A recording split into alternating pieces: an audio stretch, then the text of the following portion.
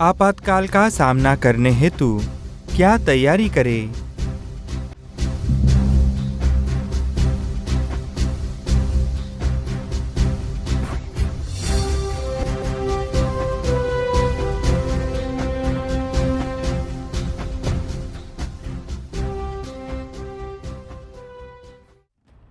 आज संपूर्ण विश्व संकट में है। नेपाल, भारत के अनेक प्रदेश बाढ़ के चपेट में आने से सामान्य व्यक्ति का जीवन अस्त व्यस्त हो गया। जापान, इटाली, इंडोनेशिया आदि देशों में ज्वालामुखी फूटे। मेक्सिको, अलास्का जैसे अनेक प्रदेशों में भूकंप से भारी मात्रा में नुकसान हुआ। जंगलों में लगे भयंकर आग के कारण कैलिफोर्निया, म्यांमार, सुमात्रा, वियतनाम आदि प्रदेशों में पर्यावरण की बहुत हानि हुई। कोविड-19 विषाणु के कारण फैली वैश्विक महामारी से लाखों लोगों की मृत्यु होने पर भी यह संकट अभी तक नियंत्रित नहीं हुआ है। विश्व के अनेक प्रदेशों में अराजक सदृश परिस्थिति बनी हुई है। इससे लगता है कि हम तृतीय विश्व युद्ध की ओर बढ़ रहे हैं। ऐसी आपत्तियों में अनाज से लेकर पानी तक अनेक जीवनावश्यक वस्तुएं नहीं मिलती। बिजली और ईंधन की आपूर्ति में कठिनाई होती है। आपको भी इस परिस्थिति का सामना करना पड़ सकता है।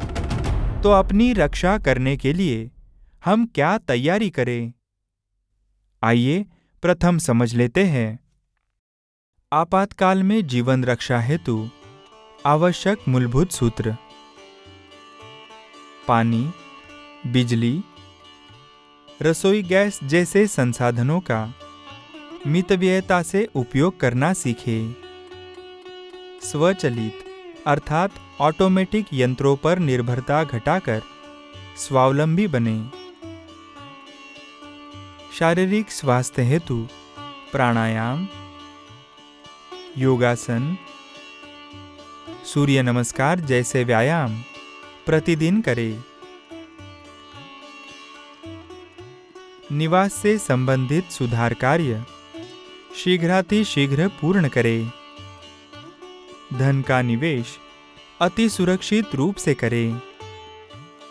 अब समझ लेते हैं आपातकाल में जीवित रहने हेतु दैनिक आवश्यकताओं की व्यवस्था।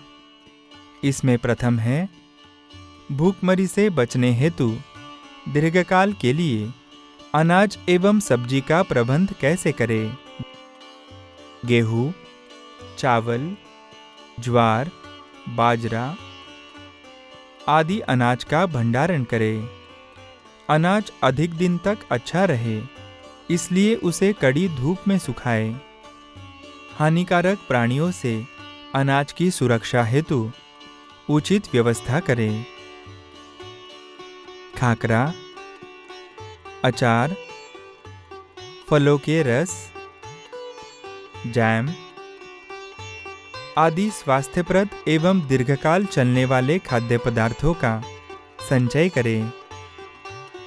गेहूं का आटा, बेसन, अन्य अनाज के लड्डू बनाकर रखें। विभिन्न प्रकार के पापड़ बनाकर रखें। ज्वार की सूखी रोटी, बाजरे की सूखी रोटी, पके आम के रस की रोटी बनाकर रखें। जिनके लिए संभव है वे अनाज का रोपण करें, गोपालन आदि करें।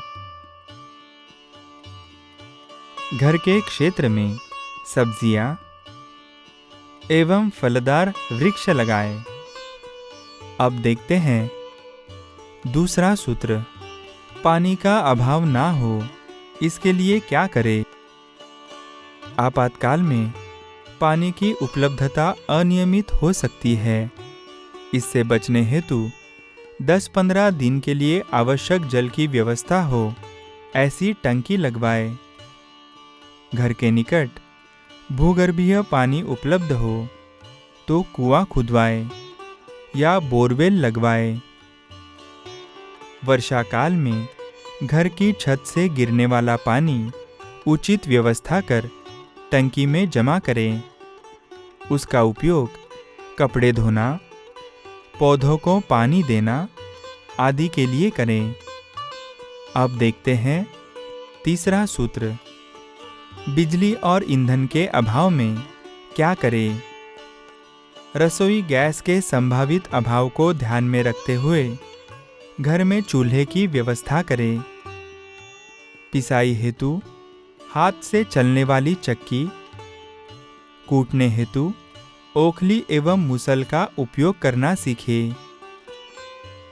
गाय, बैल आदि प्राणी पालने वाले लोग छोटा अर्थात पोर्टेबल अथवा बड़ा गोबर गैस संयंत्र अपनी सुविधानुसार लगा लें। सौर ऊर्जा से पर्याप्त बिजली के निर्माण की व्यवस्था करें। नारियल की सूखी टहनी के पत्तों से बनाई जाने वाली चूड़, मशाल, लालटेन जैसे पारंपरिक साधनों का उपयोग करना भी सीख ले। साइकिल, बैटरी से चलने वाली साइकिल रिक्शा, ठेला गाड़ी अर्थात हाथ ठेला, घोड़ा गाड़ी अथवा बैलगाड़ी चलाना सीखे। अब देखते हैं चौथा सूत्र, नित्य जीवन में आवश्यक वस्तुओं के अभाव से उत्पन्न कष्ट से बचने हेतु क्या करें। दंत मंजन, सुई धागा, कीले, हथौड़ी, ऋतु के अनुसार सनकोट, छाता, ऊनी कपड़े आदि पर्याप्त संख्या में संग्रहित करें। स्नान के साबुन के स्थान पर मसूर की दाल का आटा, चने की दाल का आटा अर्थात बेसन अथवा मुल्तानी मिट्टी का उपयोग करना आरंभ करें। केश धोने के लिए शिकाकाई चूर्ण का उपयोग करें। अब देखते हैं पांचवा सूत्र, स्वास्थ्य रक्षा हेतु क्या करें।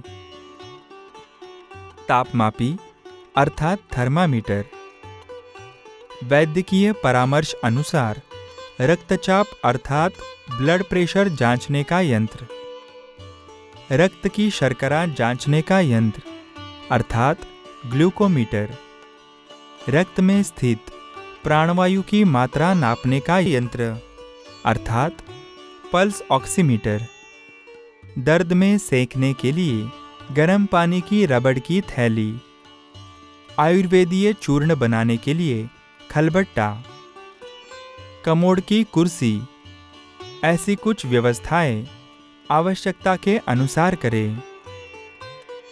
ब्राह्मी, घृतकुमारी अर्थात ग्वारपाठा,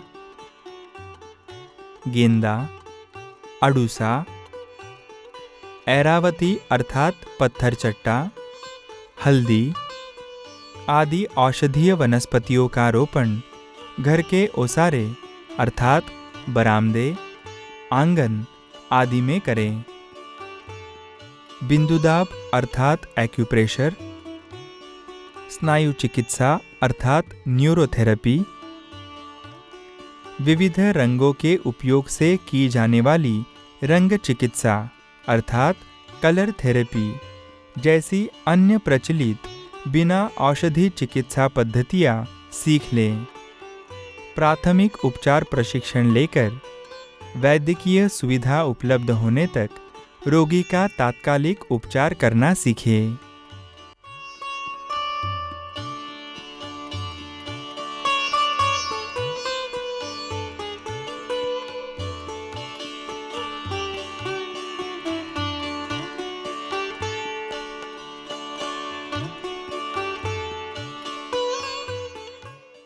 जिन औषधियों की नियमित आवश्यकता होती है उन्हें पहले से लाकर रखें।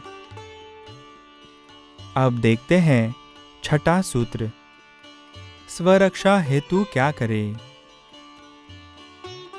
स्वरक्षा प्रशिक्षण लेकर दंगाइयों, गुंडों आदि से अपनी तथा परिजनों की रक्षा करना सीखें। इस हेतु पेपर स्प्रे अर्थात मिर्ची अर्क से भरा छोटा फुहारा, लाठी, नान चाकू इत्यादि वस्तुएं भी रखें। अब समझ लेते हैं आपातकाल की दृष्टि से मानसिक स्तर पर करने योग्य आवश्यक तैयारी।